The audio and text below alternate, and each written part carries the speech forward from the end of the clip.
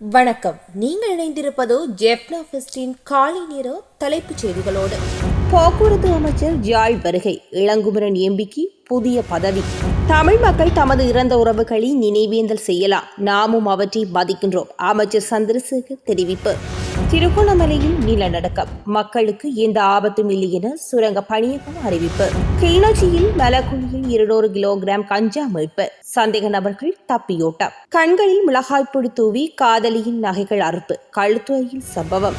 இலங்கையில் சூடுபிடிக்கும் தங்கத்தின் விலை 1 பவுன் 3 லட்சத்தை எட்டியது. தொடரும் மின்சார சபை ஊழியர்களின் பணி புறக்கணிப்பு, முடங்கியது பிரதான வீதி. யாழ்ப்பாணம் செம்மணி மனித புதைக்குழியின் அகழ்வு அக்டோபர் மாதம் மீண்டும் ஆரம்பம், சட்டத்திறனிகள் தெரிவிப்பு. கடந்த 13ஆம் திகதி கைது செய்யப்பட்ட இந்திய மீனவர்களை 24ஆம் திகதி வரை விளக்கமறியலில் வைக்க ஊர்காவல்துறை நீதிமன்றம் உத்தரவு. மட்டக்களப்பில் 13 வயது சிறுமியை சீரழித்தவருக்கு 20 வருட சிறை தண்டனை வழங்கியது நீதிமன்றம்.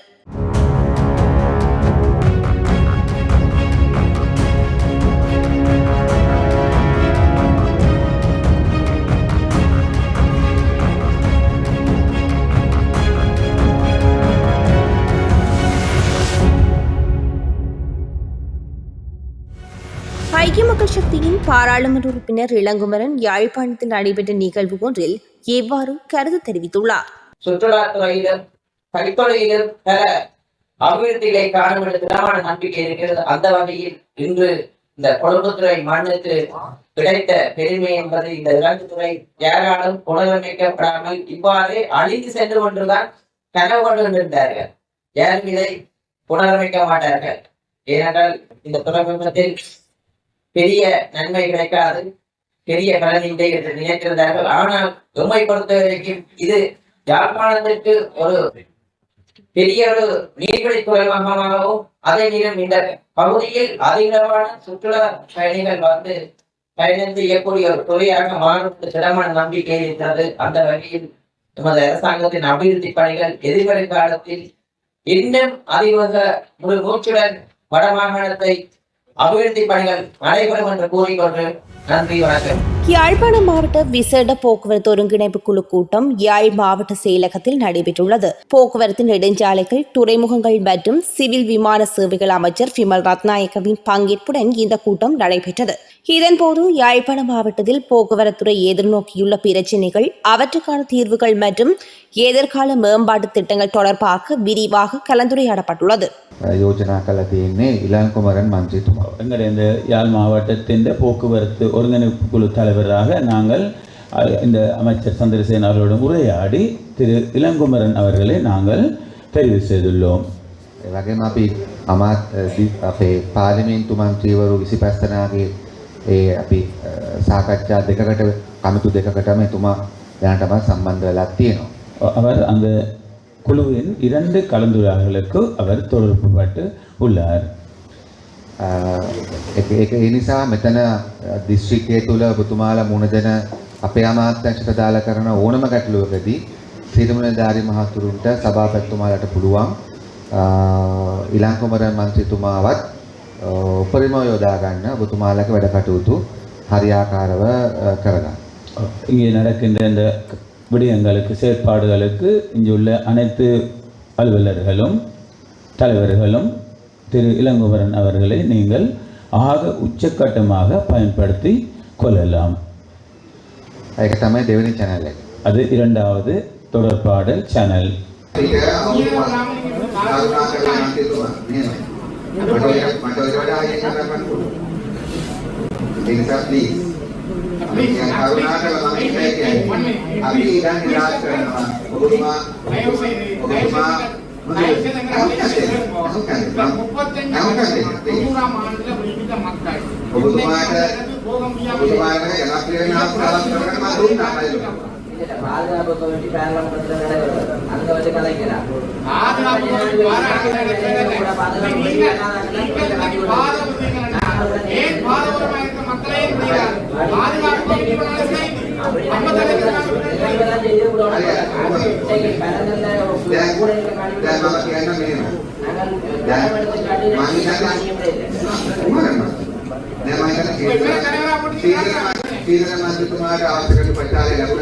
திலீபனுக்கு அஞ்சலி செலுத்த சென்ற கடற்தொழில் அமைச்சரை தமிழ் தேசிய மக்கள் முன்னணியினர் தடுத்து நிறுத்திய சம்பவத்திற்கு பலரும் கண்டனம் தெரிவித்து வருகின்றனர்.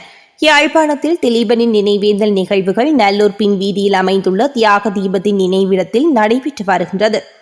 இந்த நிலையில் நேற்று புதன்கிழமை மாலை கடற்தொழில் அமைச்சர் ராமலிங்கம் சந்திரசேகரர் மற்றும் தேசிய மக்கள் சக்தியின் உறுப்பினர்கள் தியாக தீபத்திற்கு அஞ்சலி செலுத்த சென்றிருந்தனர். இதன்போது அங்கிருந்த தமிழ் தேசிய மக்கள் முன்னணியினர் அமைச்சரை அஞ்சலி செலுத்த அனுமதிக்க மாட்டோம் என தடுத்து நிறுத்தி முரண்பட்டுள்ளனர். மக்களுடைய பிள்ளைகள் காணாமல் போயிருக்கின்றார்கள், அவர்களை நினைவு கூறுவதற்கான உரிமைகள் இருக்கின்றது. ஆனால் இந்த உரிமைகள் என்பது மக்களுக்குரியதாக இருக்கணும். ஆனால் இன்றைக்கு எங்களுக்கு எல்லோருக்குமே தெரியும், இது ஒரு சில அரசியல் கட்சிகள் தாங்களுடைய பேட்டன் டைட்டில் எழுதி எடுத்த மாதிரியான ஒரு செயற்பாடுகளை முன்னெடுக்கின்றார்கள். அவர்களுடைய செயற்பாடுகளை பார்க்கின்ற பொழுது உண்மையிலேயே இப்போ எங்களுக்கு எல்லோருக்கும் திலீபன் எடுத்துக்கொண்டால் அவர் இறந்தது அவருடைய அம்சை போராட்டம் அல்லது அந்த செயற்பாடுகள் என்பது அல்லது அதனுடைய நோக்கம் என்பது வேறு விதமாக இருந்தது. ஆனால் இன்றைக்கு திலீபன் அகிம்சைக்காக போராடிய திலீபன் நினைவு கூறுகின்றவர்கள் வன்முறை கையாளுகின்றவர்களாக, வன்முறைவாதிகளாக அல்லது அவர்கள் பெரிய சண்டியர்களாக வேடம் போட்டு காட்டுகின்ற ஒரு போக்கு கூட காணக்கூடியதாக இருக்கும். ஆனால் நான் ஒரு விடயத்தை சொல்லுகின்றேன். நான் என்னை நேற்று நாங்கள் ஏதாவது அந்த நிகழ்வுக்கு நாங்கள் சென்றது உண்மை. அந்த சென்ற பொழுது நாங்கள் யாரையும் கண்டு அஞ்சவோ பயப்படவோ அல்லது வீணான பிரச்சனைகளை ஏற்படுத்திக் கொள்வதற்கு நாங்கள் முனையவில்லை. அதற்கு என்னோடு வந்திருந்த எங்களுடைய தோழர்கள் அதற்கு எதிராக பெரிய நடவடிக்கை எடுக்க சென்றார். நாங்கள் யாரும் எதையும் பேச வேண்டாம். நாங்கள் மிக அமைதியாக திரும்பி வந்தோம். எங்கள் செய்ய வேண்டிய வேலைகளை செய்துவிட்டு இருந்த போதும் கூட பார்க்கின்ற மக்களுக்கு தெரியும், கேட்கின்ற மக்களுக்கு தெரியும். இன்றைக்கு சமூக வலைத்தளங்களில் கேட்கின்ற அதற்கு கருத்துக்கள் சொல்லுகின்ற மக்களோடு இன்றைக்கு என்ன நடந்தது என்று எல்லோருக்கும் நன்றாக தெரியும். அதை நான் மாத்திரமல்ல, நான் முதலில் சென்றேன். அதன் பிறகு எங்கட மற்றவர்கள் சென்றார்கள். அந்த இடத்துக்கு சென்றோம். நாங்கள் சென்று அஞ்சலி செலுத்தி வந்திருக்கின்றார்கள். அந்த நேரத்தில் பார்வையாளர்களாக இருந்தார்களே தவிர அந்த தெரியும் அவர்களுக்கு என் கேட்டால் தாங்கள் ஏதோ ஒரு விதத்தில் தாங்களுடைய சண்டித்தனத்தை காட்ட போயிட்டு அந்த சொல்லுவார்கள் கதை கொண்டு அந்த சண்டியன் இல்லாத சந்தியில் நொண்டியனும் சண்டியனும். அந்த மாதிரி நொண்டியான வேலையை செய்து போட்ட பிறகு அதுக்கு பிறகு எங்கட எல்லோரும் சென்ற பொழுது உண்மையிலே அவர்கள் நொண்டியாக கொண்டிருக்கின்றவர்கள் சண்டியாக இவர்கள் அனுஷ்டித்து வந்ததையும் கூட காணக்கூடியதாக. தர்மபுரம் போலீஸ் பிரிவுக்குட்பட்ட பகுதியில் பெருந்தொகையான கஞ்சா மீட்கப்பட்டுள்ளதாக போலீசார் தெரிவித்துள்ளனர். இராணுவத்தினருக்கு கிடைத்த ரகசிய தகவலுக்கு அமைவாக தர்மபுரம் போலீஸ் பிரிவுக்குட்பட்ட கல்லாறு பகுதியில் கைவிடப்பட்ட வீடு ஒன்றில் சோதனை நடவடிக்கை முன்னெடுக்கப்பட்டது. இதன்போது வீட்டில் பலக்குழியில் வைத்து வைக்கப்பட்டிருந்த நிலையில் 240 கிலோவுக்கும் அதிகமான கஞ்சா தர்மபுரம் போலீசாரால் மீட்கப்பட்டுள்ளது. கண்களில் மிளகாய் பொடி தூவிவிட்டு நகைகளை பறித்து சென்ற நபர் தனது காதலன் என பெண்ணொருவர் போலீஸ் நிலையத்தில் முறைப்பாடு பதிவு செய்துள்ளார். இந்த சம்பவம் களுத்துறை இங்கிரிய கதமான்கொட பிரதேசத்தில் இடம்பெற்றுள்ளது.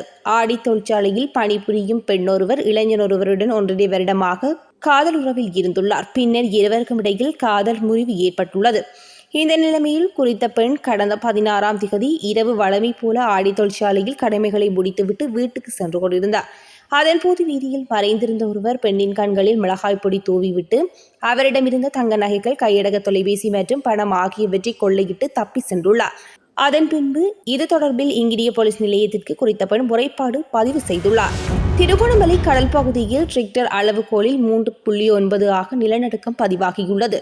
திருகோணமலைக்கு வடகிழக்கே 60 கிலோமீட்டர் தொலைவில் உள்ள கடலில் இந்த நிலநடுக்கம் பதிவாகியுள்ளதாக புவியியல் ஆய்வு மற்றும் சுரங்க பணியகம் தெரிவித்துள்ளது.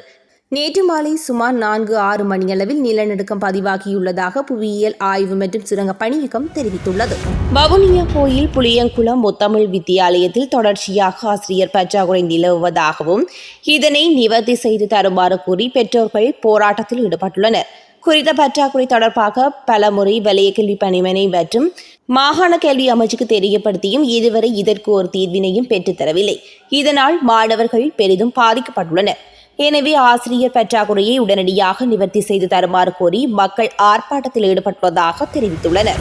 இலங்கையில் கடந்த சில மாதங்களாக தங்கத்தின் விலையானது சற்று ஏற்ற இறக்கத்துடன் காணப்படுகின்றது. அந்த வகையில் கடந்த சில நாட்களாக தொடர்ச்சியாக அதிகரித்த தங்க விலையானது சற்று குறைவடைந்துள்ளது. 24 கேரட் தங்கம் பவுன் ஒன்றுக்கு 2000 ரூபாவால் குறைந்துள்ளதாக இலங்கை நகைக்கடை உரிமையாளர்கள் சங்கம் தெரிவித்துள்ளது. தற்போதைய தங்கம் விலை நிலவரப்படி 24 கேரட் தங்கம் பவுன் ஒன்றுக்கு 2,98,000 ரூபாவாக விற்பனை செய்யப்படுகின்றது. 22 கேரட் தங்கம் பவுன் ஒன்று 2,75,600 ரூபாவாகவும் விற்பனை செய்யப்படுகின்றது. சுகையின விடுமுறையை அறிவித்து முன்னெடுக்கப்படும் தொழிற்சங்க நடவடிக்கையுடன் இணைந்து மின்சார சபை தொழிற்சங்கங்கள் மின்சார சபையின் கொழும்பு தலைமை அலுவலகத்திற்கு முன்பாக போராட்டத்தில் ஈடுபட்டுள்ளனர். இதன் காரணமாக தலைமை அலுவலகத்திற்கு முன்பாக உள்ள வீதியில் கடும் போக்குவரத்து நெரிசல் ஏற்பட்டுள்ளது. மின்சார சபையின் தன்னிச்சையான மறுசீரமைப்புக்கு எதிர்ப்பு தெரிவித்து கடந்த 4ஆம் திகதி முதல் மின்சார தொழிற்சங்கங்கள் சட்டப்படி வேலை செய்யும் தொழிற்சங்க நடவடிக்கையை ஆரம்பித்துள்ளமை குறிப்பிடத்தக்கது. யாழ்ப்பாணம் செம்மணி சிந்துபாத்தி மனித புதைக்குழி வழக்கு யாழ்ப்பாணம் நீதவான் நீதிமன்றில் விசாரணைக்கு எடுத்துக் கொள்ளப்பட்டுள்ளது. இதன்போது சட்டம் வைத்திய அதிகாரி செல்லையா பிரணவன் அடுத்த அகழ்வுக்கான பாதீட்டை மன்றில் சமர்ப்பித்துள்ளார்.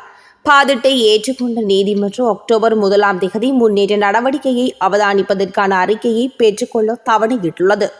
அக்டோபர் 1ஆம் தேதி பாதீடு நிறைவேற்றப்படுமாக இருந்தால் அக்டோபர் 21ஆம் தேதி அடுத்த கட்ட அகழ்வு பணி ஆரம்பிக்கப்படும் என சட்டத்தரணி VS நிரஞ்சன் தெரிவித்துள்ளார். தமிழ் ராஜ்ய வரலாற்றில் மிக பிந்திய அடையாளமாக உள்ள நல்லூர் மந்திரிமனை அழிந்து போனால் தமிழர் வரலாறும் அழிக்கப்படும் அபாயம் உள்ளது. ஜமுனாயிரி மந்திரிமனை சங்கிலியன் முகப்பு என்பன யாழ்ப்பாண மண்ணின் தமிழர் வரலாற்றின் முக்கியத்துவம் மிக்க பகுதிகள். அவற்றை தொடர்ந்து பாதுகாக்க அனுர அரசாங்கம் நடவடிக்கை எடுக்கப்பட வேண்டும் என பாராளுமன்ற உறுப்பினர் சிவஞானம் ஸ்ரீதரன் சுட்டிக்காட்டியுள்ளார்.